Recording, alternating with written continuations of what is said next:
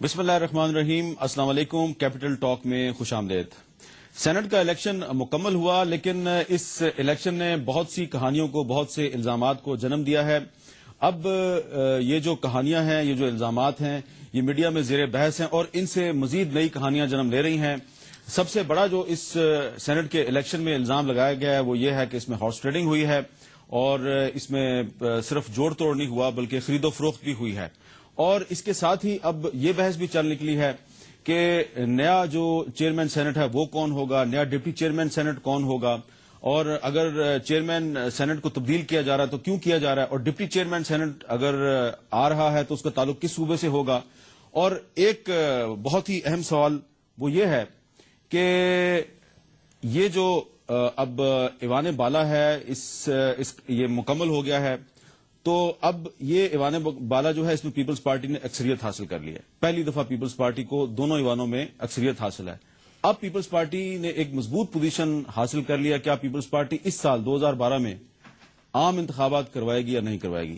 تو یہ سارے وہ معاملات ہیں جس پہ آج ہم گفتگو کریں گے. ہمارے ساتھ یہاں پہ موجود ہیں جناب سینیٹر افراز صاحب خٹک صاحب، عوامی نیشنل پارٹی کے سینئر رہنما صوبائی صدر بھی ہیں، جناب عبدالقادر بلوچ صاحب مسلم لیگ نون کے رکن قومی اسمبلی بلوچستان سے، قمر زمان کائرہ صاحب مرکزی سیکرٹری اطلاعات پیپلز پارٹی کے، اور کراچی میں موجود ہیں بلوچستان اسمبلی کے اسپیکر جناب اسلم بھوتانی صاحب.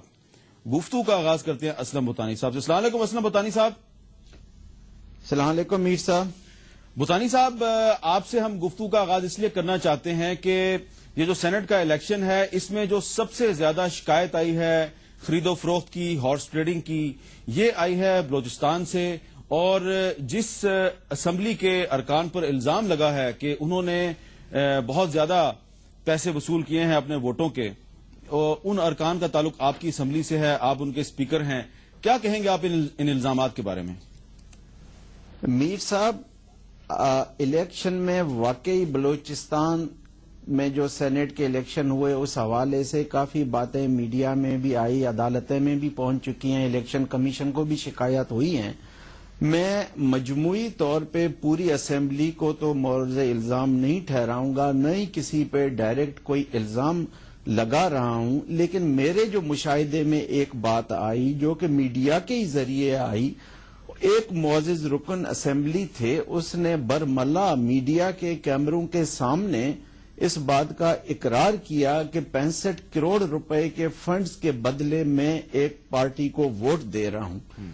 یہ عمل جو تھا یہ قابل اعتراض تھا. میر صاحب، فنڈز لینا کوئی گناہ نہیں ہے. ہم اسی لیے منتخب ہو کر آتے ہیں کہ فنڈز لے کے عوام کی خدمت کریں. اگر معزز ممبر کو فنڈز ملتے ہیں اس پہ اعتراض نہیں ہے، مجھے طریقہ کار پہ اعتراض تھا.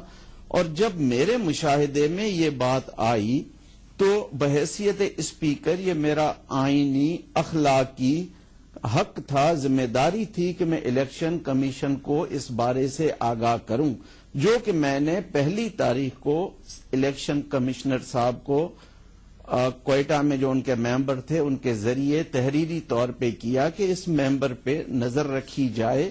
اس سے جو ٹرانسپیرنسی ہے الیکشنز کی، جو الیکشن کمیشن اور پاکستان کے آئین نے جس کی ذمہ داری دی ہے، جس کا وعدہ کیا ہے کہ تمام الیکشن ٹرانسپیرنٹ ہوں گے، وہاں ذرا گڑبڑ ہو رہی ہے. جی. اور جب الیکشن کمیشن سے بھی کوئی بات نہیں آئی تو میں نے بلوچستان ہائی کورٹ کو کہا، کیونکہ میر صاحب یہ الزامات اراکین اسمبلی پہ لگتے ہیں لیکن پردے کے پیچھے ہمیشہ رہے ہیں. لیکن جب یہ بات کھل کر سامنے آئی تو میں نے پہل کی کہ کسی نے تو پہل کرنی ہے، کسی کو تو سزا ملنی چاہیے.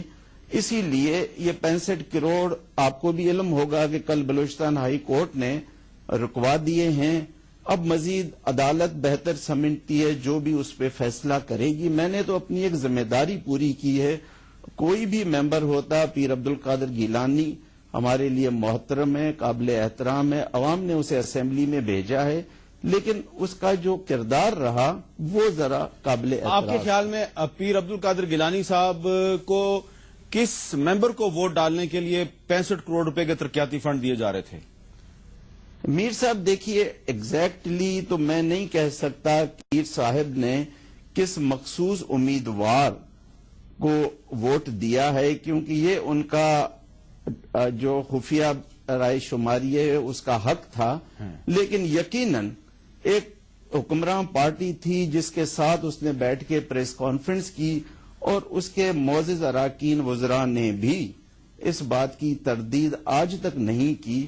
تو اس سے آپ بہتر سمجھ سکتے ہیں میں اس پوزیشن میں نہیں ہوں کہ براہ راست کسی کا نام لوں کہ کسی مخصوص چلے آپ نہیں لے رہے نے ووٹ دیا. قمر زمان قاہرہ صاحب، ظاہری بات ہے پیر عبدالقادر گیلانی صاحب جو ہے انہوں نے پارٹی کے وزراء کے ساتھ بیٹھ کے پریس کانفرنس کی تھی، اور 65 کروڑ روپے کے ترقیاتی فنڈ بھی جو ہے وہ پیپلز پارٹی کی حکومت ہی ان کو جاری کر سکتی ہے. تو اب اسپیکر بلوچستان اسمبلی جو ہے وہ براہ راست یہ اشارہ تو ان کا آپ کی طرف ہے، اب آپ اپنی پارٹی کو کس طرح ڈیفینڈ کریں گے؟ میر صاحب، پہلی گزارش تو یہ ہے کہ جہاں تک سینٹ کے الیکشن کا تعلق ہے، یہ ایک جمہوریت کی طرف بہت اہم سفر ہے. کہا جا رہا تھا کہ الیکشن نہیں ہوگا، یہ گورنمنٹ الیکشن نہیں کرا سکے گی، اس سے پہلے یہ سارا کچھ نظام ختم ہو جائے گا. اس سے پہلے بہت ساری ہرڈلز آئی، اور اس سیاسی نظام نے اور اس ملک کی سیاسی قیادت نے ان تمام ہرڈلز کو تدبر کے ساتھ عبور کیا ہے. ساری پولیٹیکل فورسز کے ساتھ مل کے ہم نے اس کو عبور کیا ہے. اب بھی یہی ایک عمل ہے. جہاں تک تعلق پیسے چلنے کا ہے، انفارچونیٹلی یہ ہمارے ملک کی ایک بری روایت ہے. اس سے نہ آپ انکار کر سکتے ہیں نہ میرا کوئی اور پاکستانی بھائی انکار کر سکتا ہے. اب کیا فوری طور پہ انقلاب آ سکتا ہے کہ آج سارے لوگوں کے ذہن بدل دیے جائیں اور وہ اپنی عادتیں بدل دیں؟ فاٹا میں بھی پیسے چلنے کا الزام لگتا ہے، آپ کو بھی پتا ہے، مجھے بھی پتا ہے. خیبر پختونخوا میں بھی یہ الزام لگتے رہے ہیں، بلوچستان میں بھی یہ الزام رہے ہیں. اگر الزام نہیں رہے تو پنجاب کے اندر اب ووٹ توڑے گئے ہیں، اس میں کوئی شک نہیں ہے. لوگوں کی لائلٹیز بدلی گئی ہیں. آپ کے ووٹ بک گئے یا دیکھیں نا میر صاحب، یہ نہیں ہوتا کہ صرف پیسے لینے ہوتے ہیں. آپ نے کانسنٹ دے کے، ہو سکتا ہے کل ٹکٹوں کے بارے ان کو فیسلٹیز دی گئی، ان کو ڈیولپمنٹ کے حوالے سے فیسلٹی، آخر کچھ تو ہوا ہے. سو لوگوں کی لائلٹیز بدلنا، جو چارٹر آف ڈیموکریسی میں میاں محمد نواز شریف صاحب نے اور بیگم بی بی شہید نے آپس میں ایگریمنٹ کیا تھا، اس میں واضح طور پہ لکھا گیا تھا کہ ہم دیگر جماعتوں کی مینڈیٹ کو نہیں توڑیں گے. ہاں، جہاں تک، اور وہ توڑا گیا، اور بلکہ پنجاب حکومت تو کھڑی ہے اس مینڈیٹ کو توڑنے پہ. وہ تو کیوں کو نہ توڑے تو گورنمنٹ ہی نہیں رہتی.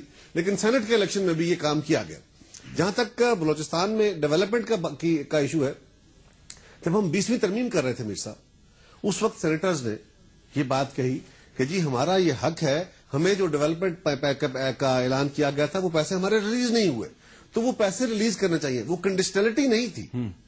اگر ہم پنجاب میں گئے تو پنجاب کے ایم پیز نے کہا کہ جی ہمارے پیسے ریلیز نہیں ہوئے یا باقی تو پیسے ریلیز ہونا یا ڈیولپمنٹ ان کی جو ہے وہ تو ان کو بعد میں سبسیکوینٹلی جائے گی، روٹین میں جاتی ہے. اگر کسی ممبر کے اینوئل ڈیولپمنٹ گرانٹ جو ہے وہ اس کو 2 سال سے نہیں ملی، کسی وجہ سے نہیں ملی، اور وہ کہتا ہے جی میرے پیسے تو ریلیز کراؤ، تو ایک دن میں نہ 65 کروڑ ریلیز ہو سکتا ہے، نہ ایک دن میں 65 کروڑ سپینڈ ہو سکتا ہے. آپ کا کہنا یہ ہے کہ کوئی ہارس ٹریڈنگ نہیں ہوئی؟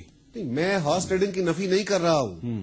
میں تو یہ کہہ رہا ہوں کہ یہ گریجولی آپ نے رویہ ختم کرنا ہے. اگر آپ آج انقلابی رویے کا خیال کریں کہ برطانیہ والی سوچ ہماری آ جائے گی اور برطانیہ کی طرح ہم بہیو کریں گے، ہاں یہ کام فاٹا میں بھی ہوتا ہے، ہوتا رہا ہے، خیبر پختونخوا میں بھی ہوتا رہا ہے، پنجاب میں بھی لوگوں پہ الزامات چلیں. لیکن آپ ایک سائن یہ ہے کہ اب ایک سیاسی عمل چل رہا ہے، اس کو چلنے دیجئے. اور اس میں ہاں انقلاب کی باتیں ضرور اچھی ہیں، کرنی چاہیے تاکہ اس کی طرف سفر ہو سکے، لیکن انقلاب اچیو نہیں ہو رہا اس طرح. عبدالقادر بلوچ صاحب، بلوچستان میں کیا ہوا؟ آپ کا تعلق بلوچستان سے ہے، کیا صرف یہ ترقیاتی فنڈ دیے گئے ہیں یا کوئی ہارس ٹریڈنگ بھی ہوئی ہے؟ بسم اللہ الرحمن الرحیم. جی بات یہ ہے کہ اسپیکر صاحب نے بالکل واضح کر دیا، یہ اعلان پیپلز پارٹی کے صوبائی وزراء کی موجودگی میں، صوبائی قیادت کی موجودگی میں یہ اعلان کیا گیا. میڈیا نے اس کو کور کیا، باقاعدہ تمام ٹیلی ویژن چینلز تھے، اس پہ یہ فلیش ہوا.